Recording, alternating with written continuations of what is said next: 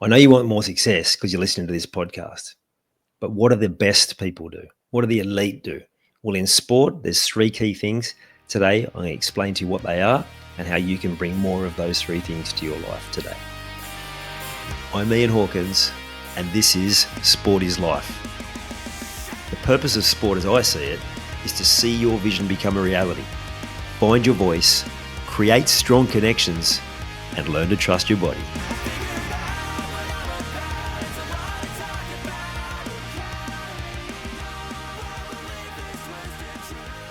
Whenever I've heard elite sports people ask the question of what's the most important thing if you're giving advice to someone about success, it's always these three things that come up that they say are important.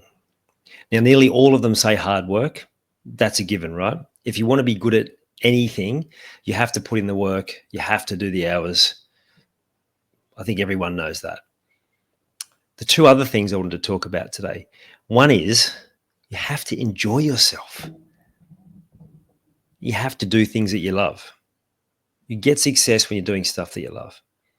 Now, I speak to so many people at my age, actually probably across the board, and I ask them, particularly for their job, oh, you must really love what you do, or something along those lines. I say something like that, and they go, it's okay. Kind of, yeah, it's pretty good, but well, not even pretty good. Some of them might even say, well, if I change directions, then, maybe that would be too hard. Maybe I wouldn't be able to earn the same amount of money. All these different excuses, why not? Now, I know what that's like because I can remember a few years after my dad died, just questioning lots of things in my life. And I was just thinking, I worked at Fox Sports. It was such a great place to work until it wasn't, because I wasn't able to extend myself, not because it wasn't a good place to work, but because I wasn't enjoying what I was doing.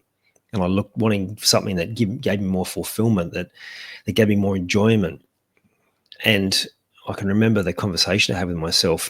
I remember walking through the office and just thinking, I keep telling people I love my job, but do I really? And I keep telling people I'm happy, but am I really happy? Like, am I fulfilled enough? And the answer to both those questions was no. I wanted more. I wanted to enjoy what I did so much more. I wanted to love it. I wanted to, those people they talked about who get up, jump out of bed in the morning because they love what they do, and it doesn't feel like a day of work. Now, I'm happy to say that's where I am now, but that took time, and it took courage and commitment for me to go, well, I'm going to change direction.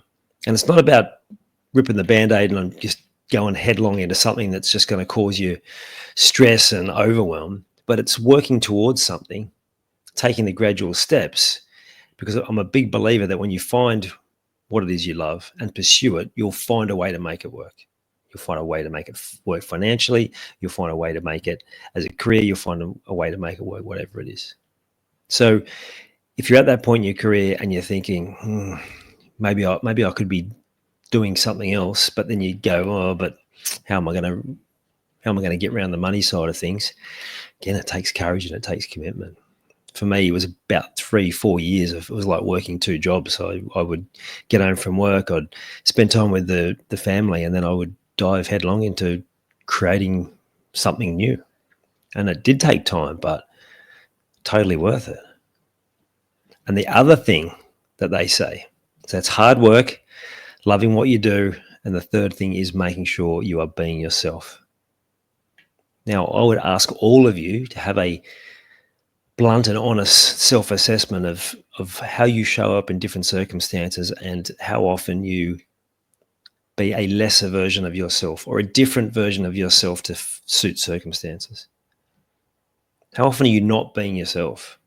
How often are you making sacrifices, tolerating things that you shouldn't for fear of upsetting other people, people pleasing, just, trying to make everyone else happy and comfortable? It doesn't really do them a service, and it certainly doesn't do you a service. It does everyone a disservice. The more you can be authentically yourself, then the more you're going to get out of everything you do, and you're going to be far more successful. So you look back at like doing what you love. If you don't love it, when it gets hard, you'll find an excuse. You'll find a reason not to do it.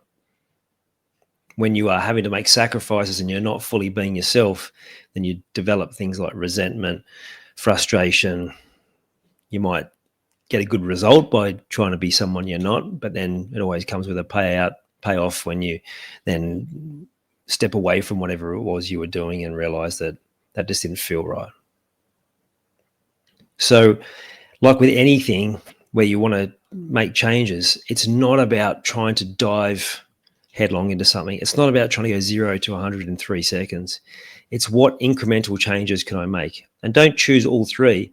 Just focus on one of these 3 areas to improve your success. If you're already working hard, and as I've talked to you many times, you're probably working too hard at different moments, then the other 2 areas, what can you do differently? Where can you bring more of what you love into your day-to-day? And where can you be starting to step up and be more of who you actually are?